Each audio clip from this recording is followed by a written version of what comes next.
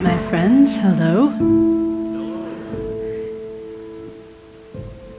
So I want to start off with a few questions. And I know a lot of other presenters have already asked you questions. And they've been kind of hard questions. But the questions I'm going to ask you are very, very simple. And I promise you'll be able to answer these. All right, are you ready for your first one? Okay. Your first question is, you don't have to answer out loud. Are you having a good day? Okay, you got your answer? All right. My second question for you is, why? If you're having a good day, why are you having a good day? Or if you're having a bad day, why are you having a bad day?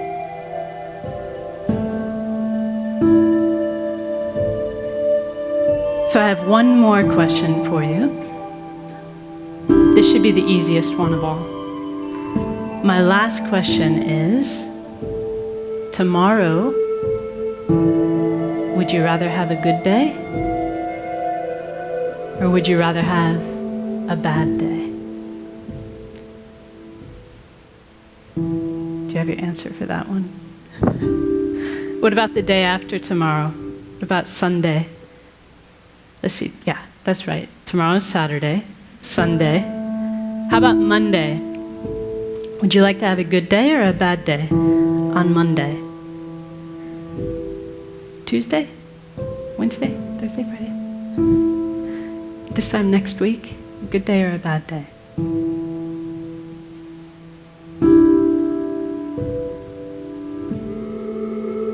So that last question, like I said, is probably the easiest one for us to answer. Because we know the answer to that, don't we? We want to have a good day, every day. Did anyone in the room answer, yes, I want to have a bad day on Monday? Of course not. We all want to have a good day, every day.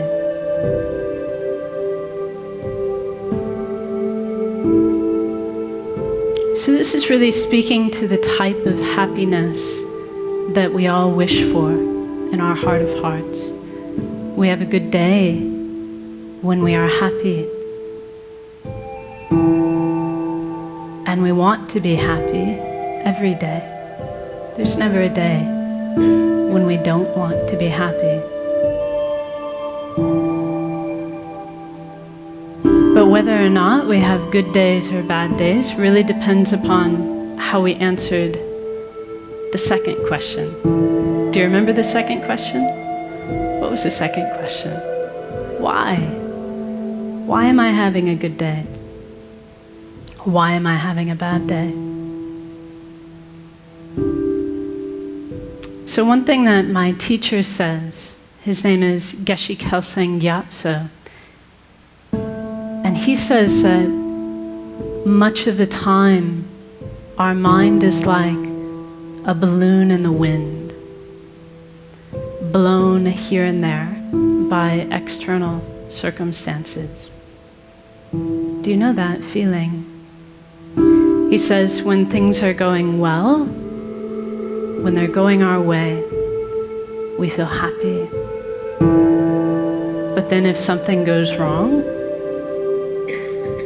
for example, he says if we're forced to work with a colleague that we dislike,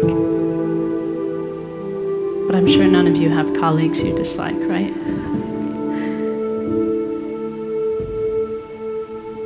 He says if we're forced to work with someone we dislike, or if something doesn't go our way, then our happy feeling disappears.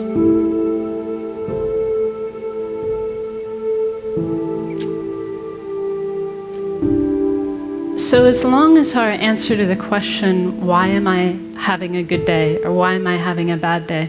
Because, you know, this is a question people ask us, like maybe when you get home today, someone would go, well, so how was that TED thing? Did you have a good day? And we'll say, yeah, I did. There was this lady and she talked to us about how we need to be compassionate towards former inmates, and there was this performer who did this awesome beatboxing thing with his mouth, and this person and that person.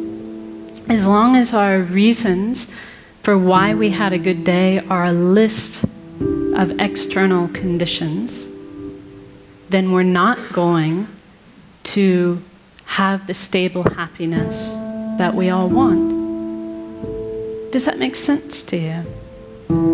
Because if that's what our happiness depends upon, because we cannot control people and circumstances every single day, then our happiness will be in the hands of others, won't it? It'll be at the whim of our circumstances.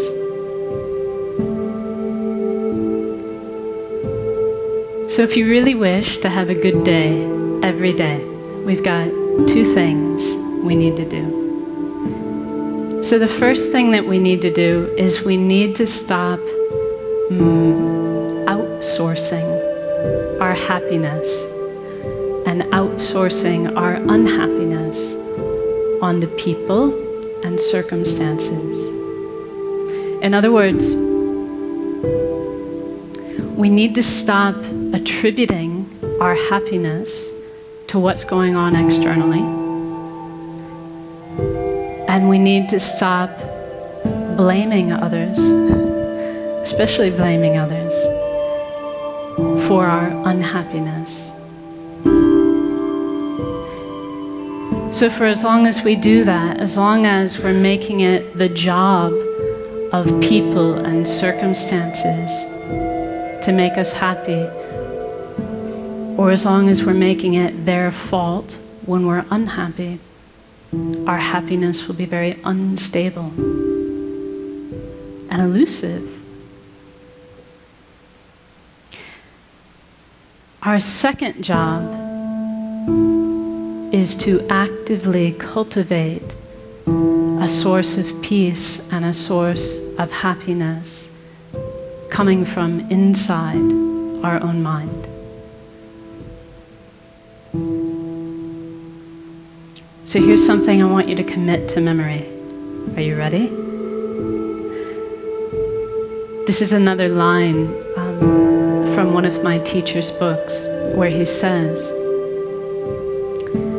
happiness and unhappiness are states of mind, and therefore their real causes cannot be found outside the mind. So if we have a peaceful state of mind, we will be happy regardless of people and circumstances. If our mind is unpeaceful or agitated, then even if we have very good circumstances, we'll find it impossible to be happy.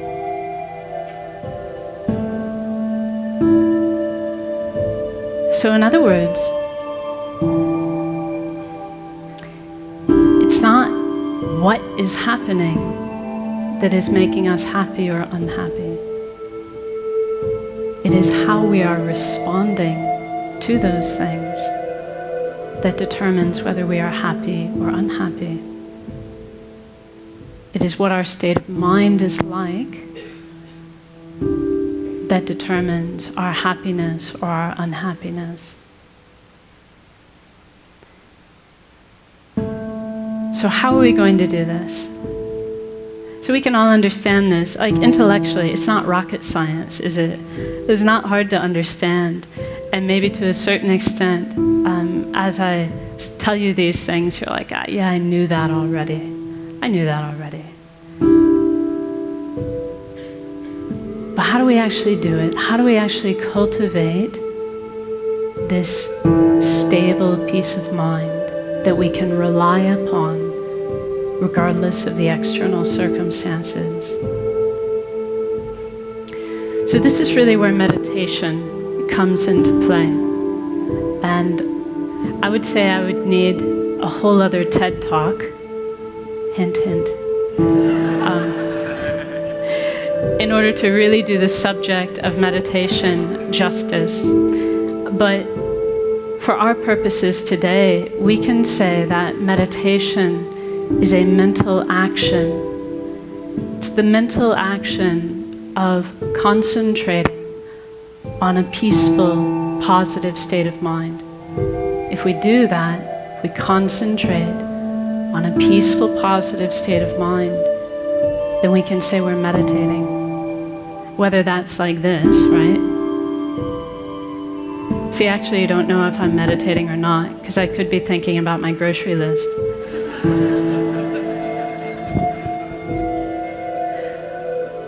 It's only meditation if I'm actually focusing on a positive, peaceful state of mind. But the trick is, I can do it like this. This is called formal meditation. But we can also learn to do this all the time in our daily life.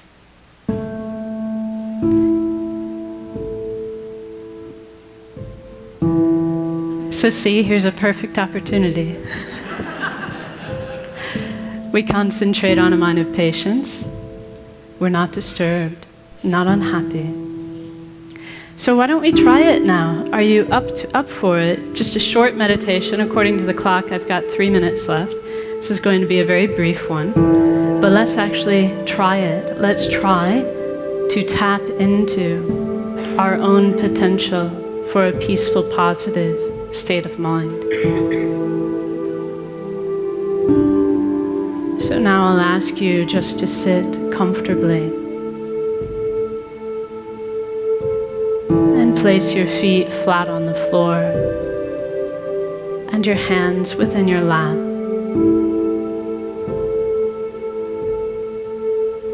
And then you can lightly close your eyes. And become aware of the sensation of your breath at the tip of your nose.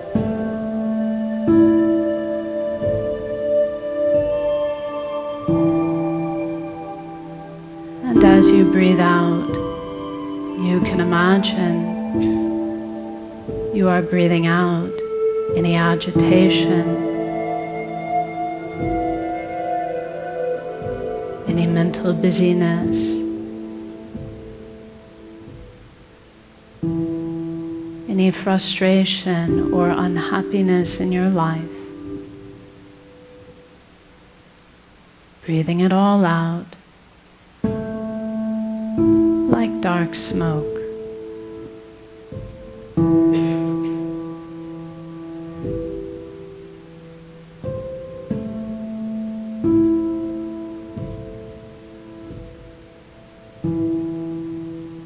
And as you breathe in, you can imagine and believe that you are breathing in a clear, bright light. Which is the very nature of inner peace.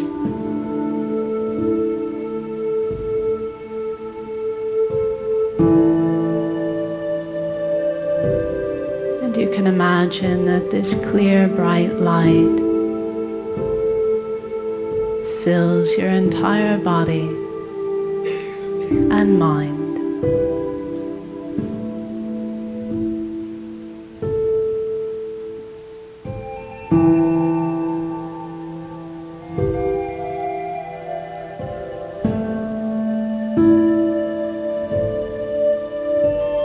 And for a few seconds, simply enjoy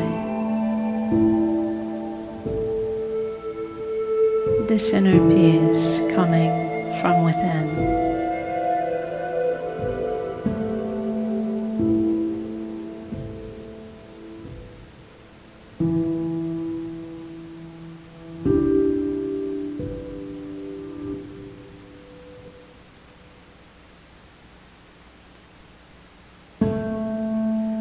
now, as we finish, just be determined to bring this inner peace with you into the rest of your day to benefit yourself and others. So now we rise from meditation.